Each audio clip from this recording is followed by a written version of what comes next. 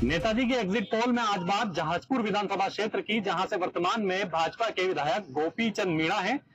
विधानसभा चुनाव का बिगुल बज चुका है। पिछले 5 साल का कार्यकाल यहाँ की जनता ने उनका देखा। आने वाले जो विधानसभा चुनाव है उसके बाद यहाँ की जनता किस तरह की उम्मीद जो है रखती है, आइए यहाँ की कुछ जनता हमारे साथ मौजूद है जो कि यहाँ की ग्राम चौपाल पर बैठी हुई है, जो आपस में विधानसभा चुनावों को लेकर ही चर्चा कर रही थी। उसी से हम जानते हैं कि किस तरह का 5 साल का कार्यकाल रहा और आने वाला विधानसभा चुनाव के बाद वो किस तरह की उम्मीद जहाजपुर को लेकर देखते हैं। सबसे पहले आपसे बात करेंगे, किस तरह का कार्यकाल रहा विधायक का और आने वाले 5 साल किस तरह के मामले? यहाँ पे सर विकास के नाम पर कुछ देखने को नहीं मिला। यहाँ पे जो सड़कें हैं, पानी की व्यवस्था है, चिकित्सा व्यवस्था है, सब बेहाल है। हमारे आदरणीय जो धीरज जी गुजर यहाँ चुनाव हारे थे, जिसके बाद में आजादी के बाद में जहाजपुर में महाविद्यालय नहीं था, उन्होंने राजस्थान से कॉलेज की सौगात दिलाई। ये सबसे बड़ी उनकी उपलब्धि रही। जहाजपुर के अंदर अस्पताल हो, सड़कें हो, इतना विकास दिया हारने के बावजूद कि जनता फिर से उनको विधायक के रूप में देखना चाहती है और भारी मतों से जिताकर हम जयपुर विधानसभा भेजेंगे। और यही सारी जनता की उम्मीदें हैं और आशाएं हैं कि जहाजपुर विकास के मामले में पिछड़ा हुआ है। यहाँ पे कोई अच्छा नेता और नहीं मिला, हमें धीरज जी के रूप में एक अच्छा नेता मिला। सब जनता की यही मांग है कि धीरज जी गुजर को हम पूर्ण रूप से समर्थन देंगे और हर बच्चा दिलों से चाहता है और इस बार कांग्रेस की सरकार और लहर के साथ है। हम धीरज जी गुजर को चुनाव जिताकर भेजेंगे और जहाजपुर में संपूर्ण विकास की उम्मीद उन्हीं से करते हैं। आप बताएं किस तरह का 5 साल का कार्यकाल विधायक जो वर्तमान में है गोपी चंद मीणा उनका रहा और आने वाले किस तरह का मामला? विकास के नाम पे तो कुछ देखने को नहीं मिला हमारे 5 सालों के अंदर। और रही बात है कि ये जो नए विकास करवाने की सब घोषणाएं करते हैं, कुछ नहीं करता। लेकिन जो हमारे भाई साहब है तो भरोसा है और हम आने वाले 5 सालों में उनको विधायक और मंत्री के रूप में देखना चाहते हैं कि उन पर आज एक छोटे से बच्चे लेकर बड़े बुजुर्ग तक का सबको उनको पर भरोसा होता है। मुख्य रूप से अगर शहर के जिले के विकास की बात करें, जहाजपुर विधानसभा क्षेत्र के विकास की बात करें, तो क्या जो है काम हुए हैं या किन उम्मीदों पर जो है विधायक खड़े नहीं उतर पाए? विधायक किसी भी चीज पे खड़े नहीं उतर पाए। उन्होंने उद्योग धंधे, पिछले चुनावी भाषण में उद्योग धंधे, फैक्ट्रियां, अन्य बातों की बातें की, लेकिन उनमें से एक भी पूरा नहीं हो पाया है। और जहाजपुर की हालत दिन प्रतिदिन बढ़ती खराब होती जा रही है दिन प्रतिदिन। और भाई साहब धीरज जी गुजर ने 375 करोड़ रुपए का बजट पास करवाया है विधायक न होने के बावजूद भी। इसलिए हम यही उम्मीद करते हैं कि आने वाले चुनाव में धीरज जी गुजर बहुमत से जीतेंगे और मंत्री बनेंगे। आप किस तरह का विकास होना चाहिए था और कहाँ कमी रही पिछले 5 सालों में? विधायक होते हुए भी काम नहीं किया उन्होंने और धीरज जी विधायक न होते हुए भी जहाजपुर में पूरा ध्यान दिया। इसलिए जहाजपुर जनता धीरज जी को चाह रही है। इसलिए आप बताएं। ऐसा है सर, ये कॉलेज जो पूर्व में धीरज जी ने मंजूर करवाया था कॉलेज, उस कॉलेज को बीजेपी की बीच में सरकार आई, उसने बंद कर दिया था। वह पुनः अभी जब कांग्रेस की सरकार बनी उसके बाद धीरज जी लेकर के आए हैं और कॉलेज की बिल्डिंग बनकर के आज की तारीख में तैयार है। एक दूसरा, चिकित्सालय हो, सड़कों की समस्या हो, तो धीरज जी के अलावा कोई सुनने वाला नहीं है। धीरज 2 करोड़ रुपए सालाना हमें को भी मिलते हैं। मुझे जहाजपुर के अंदर कोई भी व्यक्ति बता दिया कि 5 रुपए का काम भी हमने करवाया हो जहाजपुर के अंदर, 2 करोड़ रुपए सालाना, 5 साल में 10 करोड़ रुपए तो मिले। उन्होंने लोगों के हाथ से पूछे मंत्री साहब ने। मुख्य रूप से अगर शिक्षा की, चिकित्सा की अगर बात करें तो कहाँ जहाजपुर पिछड़ा रही है, क्या कमियां आपको लगती हैं? आने वाले वक्त में उन कमियों को दूर करने के लिए क्या सरकार को जो है सुझाव देना चाहिए? तो मंत्री साहब भी करेंगे, विधायक में तो इतनी हिम्मत नहीं है। सर गोपी चंद मीणा ने जहाजपुर में कोई काम नहीं किया है। जो भी काम हुआ वो सब धीरज जी की वजह से हुआ है। हमारे हॉस्पिटल में कोई देख रेख, अगर कोई डॉक्टर लगे तो धीरज जी की वजह से लगे, अगर कॉलेज आई तो धीरज जी की वजह से ही है यहाँ पे। और विधायक गोपी चंद जी मीणा ने ना तो यहाँ कोई ऐसा कोई काम किया है जिससे कोई जनता को कोई लाभ मिल सके। आप बताएं किस तरह का बदलाव हुआ है? महिला सुरक्षा की अगर बात करें, चिकित्सा की अगर बात करें, ये 5 सालों में मेरे को तो एमएलए बनने के बाद तो गोपी चंद जी कुछ भी नहीं किया। और मेरा मकान बनाए पहाड़ी में और धीरज जी भाई साहब मेरे बहुत सपोर्ट किए। और सरकारी ज़मीन थी उन्होंने लिया के नगर पालिका में वो दिए और आज हमारा पट्टा बनाया तो धीरज जी बनाए। कितना बदला है जहाजपुर? जहाजपुर में विधायक श्रीमान धीरज जी गुजर जब 5 साल में थे, विपक्ष में होते हुए भी जो उन्होंने काम किया, कभी उन्होंने ये नहीं कहा था कि मैं विपक्ष में हूँ और कभी नहीं कहा कि मेरी नहीं चलती है। जिन्होंने विपक्ष में होते इतना काम किया है वो तारीफ काबिल है। और अभी जो विधायक श्रीमान गोपी चंद जी है, 1 रुपया काम नहीं कराया। धर्म के नाम पे वोट मांगते हैं। जहाजपुर नगर पालिका सत्र में 1 रुपए का काम किसी धार्मिक स्थान पे उन्होंने लगाया हो तो मेरे को बता दो, मैं वो जो कहेंगे उसके लिए तैयार हूँ। काम कुछ कराते नहीं है, केवल ये करते हैं अगर उनके समाज का कोई आदमी कहीं पे किसी कारणवश से कैसे एक्सीडेंट हो जाता है, चाहे कुछ भी हो जाता है, उनके लिए पैसों के लिए जमीन पे बैठ जाते हैं। और उनको जनता ने विधायक बनाया है जिनको आज तक ये ज्ञान नहीं है कि इस देश का प्रधानमंत्री कौन है, राष्ट्रपति कौन है। अभी लेटेस्ट 10-15 दिन पहले उन्होंने इंटरव्यू दिया था, अब वो यार कह रहे थे कि नरेंद्र मोदी है कि मुख्यमंत्री बनने जा रहे हैं। अब ऐसे विधायक को चुनते तो क्या मतलब जनता का। इसलिए आज जो जहाजपुर में विकास हुआ है वो पहले भी कांग्रेस के नेताओं की देन थी और उनके बाद धीरज जी गुजर जो यहाँ आए हैं, आज भी धीरज जी गुजर की देन है। और आने वाले समय में जनता जनाधार के साथ अधिक से अधिक मतों से धीरज जी गुजर को वोट देके विधायक बना के जयपुर भेजेगी, ये जनता का रुझान है। विकास की कोई सीमा नहीं होती है, जहाजपुर भी कहीं ना कहीं विकास से कुछ चीजों में तो अछूता रहा ही होगा।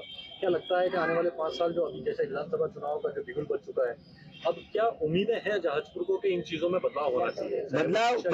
बदलाव जरूर होगा। सरकार वापस, आज जो राजस्थान में विकास हुए हैं वो तारीफ काबिल हैं।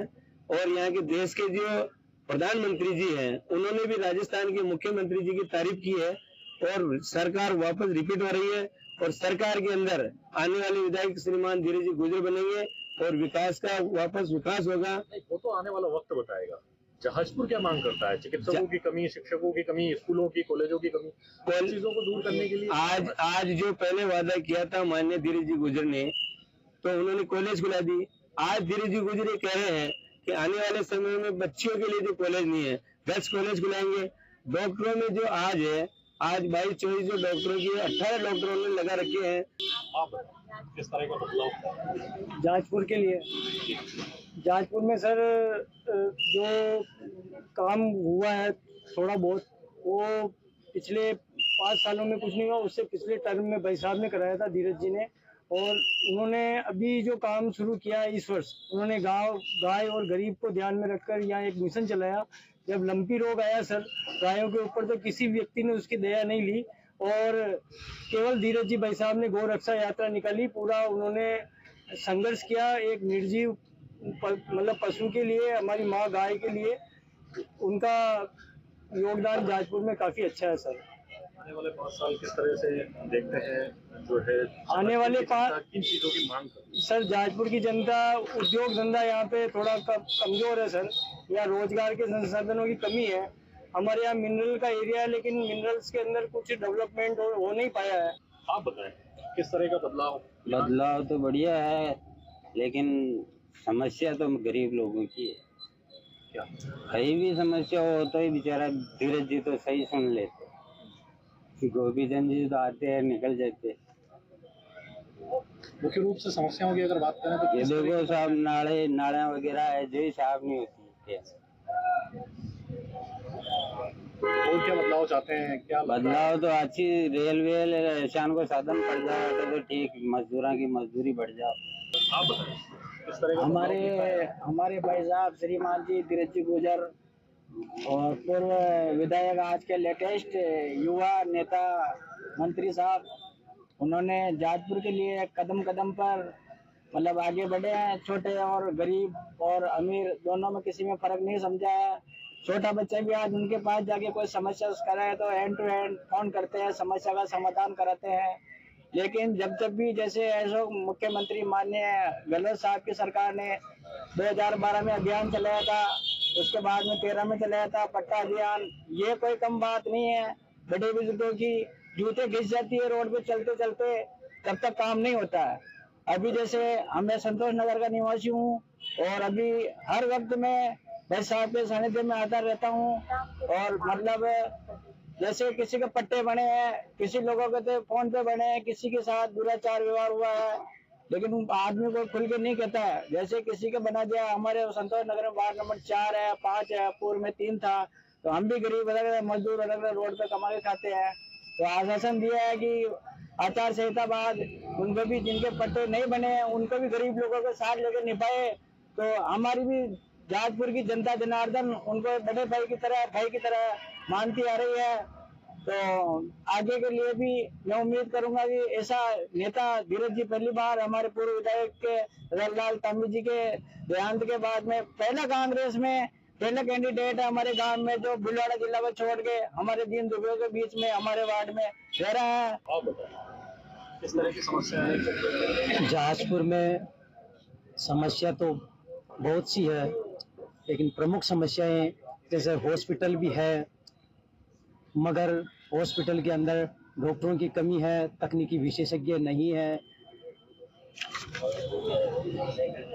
नगर में सीसीटीवी कैमरे होने चाहिए प्रमुख स्थानों पर, क्योंकि यहाँ हिंदू मुस्लिम लोगों की जनसंख्या बहुल है, इसलिए ये राजनीतिक समीकरण बनता है इन लोगों का।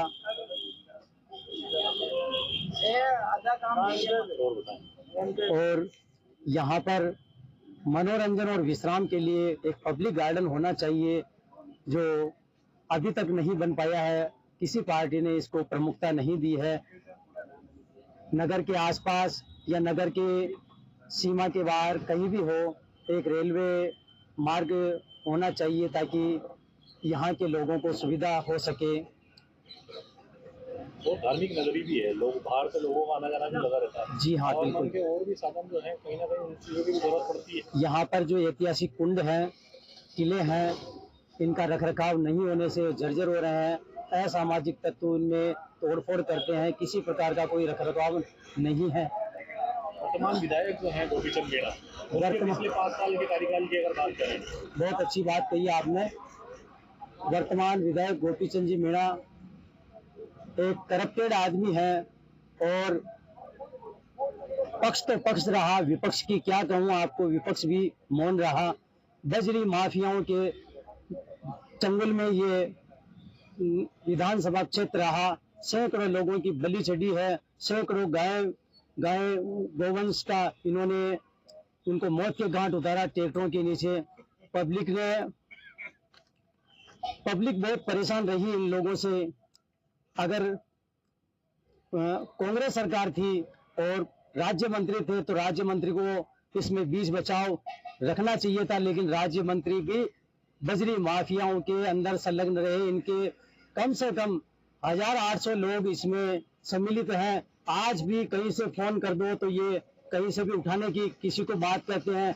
कल ही मेरे फोन आया था कि मुझे उठा के ले जाएंगे, मार डालेंगे, ये कर देंगे, वो कर देंगे। पुलिस में रिकॉर्ड में मैंने नाम दर्ज करवाया है, पुलिस जांच जारी है। और रही बात राजनीतिक पृष्ठभूमि दोनों लोगों की, तो यह विधानसभा क्षेत्र सामान्य वर्ग सीट को दावेदारी देता है, परंतु जातिगत आरक्षण, जातिगत लोगों को भूमिका देने के लिए गोपीचंद मीणा और धीरज गुजरी इनके हीरो बने हुए हैं, जो कि गलत है। जबकि सामान्य वर्ग में दावेदारी जताने के लिए लोग मौजूद हैं, उसके बावजूद भी ये लोग अपनी सीट नहीं छोड़ना चाहते हैं और पार्टी आला कमान पर बराबर दबाव बनाए रखे हैं कि हमारे को दावेदारी दीजिए। मगर मैं क्षेत्र की जनता के कहना चाहता हूं कि ये लोग दोनों हारेंगे। एक तीसरा मोर्चे की तलाश में है लोग कि कब तीसरा आदमी दावेदारी ठोके, ताकि हम लोग उसको चुन सके। दोनों आदमी अपनी अपनी जाति का समर्थन करने के लिए, जातिगत जो प्रदेश में आरक्षण के लिए चालू हुआ था, उसमें दोनों वर्ग अपनी अपनी जाति को आरक्षण दिलाने के लिए तत्पर रहे और प्रदेश की अर्थव्यवस्था के साथ खिलवाड़ किया इन लोगों ने, जो जग जाहिर है। और जहाजपुर की जनता यही मांग करती है कि इस बार जाति वर्ग नहीं, क्योंकि सामान्य वर्ग हो, ओबीसी वर्ग हो, एससी वर्ग हो, लेकिन जातिगत आरक्षण के विरोध में है। ये दोनों लोग प्रदेश की जनता को बर्बाद करने के लिए तुले हैं। जहाजपुर ऐसा मैदान बन चुका है जो हिंदू मुस्लिम जो इनकी चरागाह भूमि है। ये लोग कभी भी भड़काने आ जाते हैं और हिंदू मुसलमानों में लड़ाई करवाई और चलकर चले जाते, अपना मतलब पूरा करके चले जाते हैं, कोई ध्यान नहीं देते। रही बात, आप कहते हो कि महाविद्यालय खुलवा दे, स्कूल खुलवा दे, लेकिन उनमें बहुत खुलवा दो आप, लेकिन अगर उनमें मंदिर को बनवा दिया, लेकिन मूर्ति नहीं है तो कोई पूजा नहीं होगी। जिस तरह से चिकित्सालय में डॉक्टरों की व्यवस्था आज 14-15 साल हो गए, कोई व्यवस्था नहीं है। दोनों ही व्यक्तियों ने कभी कोई एक डॉक्टर लिया है तो उसमें हम बड़ी होती है कि मैं लाया, और आज महाविद्यालय खुलवा दिया, लेकिन उसमें प्रशिक्षित लोग ही होने चाहिए। और शिक्षा क्षेत्र के जितने भी शिक्षक हैं उन पर दबाव डाला जाता है, तेरा से तबादला कर दूंगा। तेरा शिक्षक तो बेचारा वैसे ही प्रेशर में रहता है कि कहीं मेरा तबादला नहीं जाए। इन मंत्रियों के, कई विधायकों के हाथ पैर जोड़ते फिरते हैं। शिक्षा पद्धति में से तबादला पद्धति को अलग किया जाना चाहिए ताकि इसमें गुणवत्ता बनी रहे। शिक्षक समाज अपनी शिक्षा अपने बच्चों को देने के लिए बराबर दे सके, ये मेरी गुजारिश है। आप बताएं किस तरह का बदलाव पिछले 5 सालों में देखा है? यहाँ बदलाव तो कुछ नहीं हुआ सर। यहाँ का बस स्टैंड जो है वो केवल सब्जी मंडी बना हुआ है। नगर पालिका कोई भी काम नहीं करती है। बीजेपी का बोर्ड है, उसके बाद भी नियमित वो अपने जो विधायक गोपी चंद जी मीणा है उन्होंने भी कुछ काम नहीं किया। और हम ये चाहते हैं कि यहाँ सब्जी मंडी, बस स्टैंड जो है इनको खाली कराया जाए, इनको दुकानें दे दी जाए और दूध बनाकर कॉलेज बनवा दिया, बिल्डिंग बन गई। ये विधायक साहब तो बहुत बढ़िया है और यही जीतेंगे मेरा अनुमान है। जैसा मेरा अनुमान लगाया मैंने अपने 70 वर्षों में, उससे लग रहा है कि अपने भाई धीरज जी गुजर ही जीतेंगे यहाँ से। बिल्कुल जरूर जीतेंगे साहब। सब्जी मंडी की व्यवस्था सही होनी चाहिए और बिल्कुल डबल वोटों से जीतेंगे। पिछली बार 13,000 वोटों से आ रहे थे, अब के 30,000 से जीतेंगे। मूलभूत सुविधाओं की अगर बात, मूलभूत सुविधा सब्जी मंडी और तो ठीक है, मगर इन्होंने कोई काम नहीं किया। इनके वर्तमान विधायक से संतुष्ट नहीं, बिल्कुल संतुष्ट नहीं। यहाँ जहाजपुर में चेयरमैन भाजपा का है, सांसद इनके है, विधायक इनका, फिर भी यहाँ तो कुछ जहाजपुर में तो कुछ होता ही नहीं काम इनसे। ये तो बोलते हैं धीरज जी है तो हम क्या करें, वही कराएंगे, ऐसे बोलते हैं। बाकी सारा काम यहाँ भाई साहब भी करा रहे हैं, जो भी करा रहे हैं। और शिक्षा के क्षेत्र में भी बहुत सारे विद्यालय कर्मोन्नत हुए थे जो भाई साहब करवाते धीरज जी, और ये लोग क्या सर्वे लेने के लिए पोस्ट डाल देते, ऐसा कुछ करते हैं। लिखावटी पढ़ने के हिसाब से है तो हम क्या करें, वही कराएंगे, ऐसे बोलते हैं। बाकी सारा काम यहाँ भाई साहब भी करा रहे हैं, जो भी करा रहे हैं। और शिक्षा के क्षेत्र में भी बहुत सारे विद्यालय कर्मोन्नत हुए थे जो भाई साहब करवाते हैं धीरज जी, और ये लोग क्या सर्वे लेने के लिए पोस्ट डाल देते हैं, ऐसा कुछ करते हैं। लिखावटी पढ़ने के हिसाब से पुरानी डेट डाल के ऐसे कर देते हैं। बाकी भाई साहब हर कोई गरीब मजदूर किसान कहीं भी कुछ हादसा वगैरह होता है तो वह सबसे पहले पहुंचते हैं, उस परिवार को न्याय दिलाते हैं। उसके अलावा जो भी विद्यालय अभी कर्मोन्नत हुए बहुत सारे करवाए हैं भाई साहब ने, राजकीय महाविद्यालय खुलवाया है, ऐसे बहुत सारी चीजें हैं। शिक्षा के क्षेत्र में तो काम हुआ, लेकिन अगर खिलाड़ियों के भविष्य की बात करें तो स्टेडियम की या इस तरह की मांग जो है लंबे समय से यहाँ से चलती आएगी। पंडेर है, निकटवर्ती जहाजपुर है, खिलाड़ी जो है किस तरह से जो है अपनी मांगों को सरकार तक पहुँचाने की कोशिश करते हैं या क्या मांगे हैं मुख्य रूप से? केल स्टेडियम में ये है सर, जो उसमें क्या है कुछ पहले अभी ऐसे नॉर्मली है, बाकी स्टेडियम का अभी वो काम चला नहीं है। बाकी होना चाहिए आपके, हाँ होना चाहिए, हर पंचायत में होना चाहिए वैसे केल स्टेडियम वगैरह। और बाकी तो ठीक है, बाकी इस बार धीरज जी गुजर साहब 30,000 प्लस से जीत रहे हैं और सभी लोगों की मदद करते हैं। कोई भी कॉल करता है किसी भी वक्त तो कहते हैं गोपी जी को बोलते हैं, वो कहते हैं मेरी सरकार नहीं है, ये नहीं है सर। खिलाड़ियों के लिए अगर बात करें तो किस तरह से क्या जरूरतें हैं खिलाड़ियों की, क्या लगता है आपको क्या पूरी होनी चाहिए? आपने पूछा किशन जो बिल्कुल सही पूछा, क्योंकि वास्तव में हमारे को स्टेडियम की जरूरत है यहाँ पे। और दूसरी प्रमुख मांग है जो हमारी रेलवे की है। जहाजपुर वासियों की एक ही मांग, 2 मांगे हैं, स्टेडियम और रेल मार्ग। हमारा रेल से जुड़ना चाहिए, भले इससे जोड़ो, कोटा भीलवाड़ा से जोड़ो, किसी भी जोड़ो, या इधर से जोड़ो, बेगू चित्तौड़ कोटा इधर से भी जोड़ो, लेकिन हमारा जयपुर से या किसी से अजमेर से इधर लिंक होना चाहिए। ये रेलवे की मांग करते हैं हम, तो एक स्टेडियम की मांग करते हैं। एक वक्त था जब भीलवाड़ा 100 किलोमीटर दूर जाना पड़ता था, मुख्यालय जिला मुख्यालय था, शाहपुरा जिला मुख्यालय हो गया। क्या लगता है भविष्य में ठीक है, हमारी सुनाई जल्दी हो जाएगी। यहाँ पास में है तो थोड़ा लंबा पड़ जाता था, रोजगार भी मिलेगा, अलग जिले का डिस्ट्रिक्ट के हिसाब से अलग अलग मिलेगा। तो वो तो हमारे लिए संसाधनों की अगर बात करें तो मुख्य रूप से क्या है और किन चीजों की जरूरत है? संसाधन तो यहाँ हमारे हॉस्पिटल की समस्या है, भाई लोग बता रहे थे सभी है, वाजिब मांग है हमारी, फिर वही राजनीति पे फंस जाता बार बार समय आने पर। रोजगार के साधनों की अगर बात करें तो रोजगार के साधनों की फैक्ट्री है, जैसे हमारे एक मिल चालू हुआ था, उस मिल को वापस बंद कर दिया। शुगर मिल चला था 1982-83 की बात है, 65 की शायद 65 के लगभग चालू हुआ था और उसको बाद में बंद कर दिया गया। एक फैक्ट्री हो तो हमारे लोग बहुत परेशान होते हैं, यहाँ बेरोजगारी बहुत ज्यादा, किसान लोग ज्यादा, तो उनके बच्चे सारे काम कर सके। हाँ सर, शिक्षा, चिकित्सा और रोजगार के क्षेत्र में अगर बात करें तो विधायक जो है पिछले 5 साल में कितना काम कर पाए और आने वाले वक्त में किस तरह का बदलाव जो है शाहपुरा के लिए आप चाहते हैं? सर, विधायक साहब हमारे मूलभूत आवश्यकताओं में, और जो आप बोल रहे हो चिकित्सा में या फिर जो जिसके लिए भी बोल रहे हो, इसमें अगर आप नंबर भी देना चाहें ना 10 से उससे, तो देख लो आप 10 आउट ऑफ 2, क्योंकि किसी चीज़ में नहीं हुआ यहाँ पे। जो हमने बहुत, जैसे पब्लिक ने उनको चुना, चलो परिवर्तन किया है, पर उसमें वो बिल्कुल ही फेल हुए। कोई सेंस नहीं निकला है। जनता की जो नॉर्मल चीज़ें हैं, आधारभूत सुविधाएं हैं, उनमें किसी में कुछ भी नहीं हुआ। अभी जनता मानस बना चुकी है, उन्होंने परिवर्तन करके देख लिया एक बार, उन्होंने टोपी पहना के अलावा कुछ काम नहीं किया। तो साफ तौर पर ये थी जहाजपुर की जनता, जिसका ये कहना था कि वर्तमान में विधायक गोपीचंद मीणा जो यहाँ से विधायक हैं, 5 साल तक इस क्षेत्र का उन्होंने प्रतिनिधित्व किया है, लेकिन जहाजपुर को मुख्य रूप से कुछ नहीं मिला। लोगों का यह कहना है कि यहाँ रेलवे और रोजगार के साधनों की मांग जो है वो लंबे समय से चलती आई है, लेकिन वो भी यहाँ नहीं दिला पाए। मेरे सहयोगी विजय पारासर के साथ दिलशाद खान, जी मीडिया, भिलवाड़ा।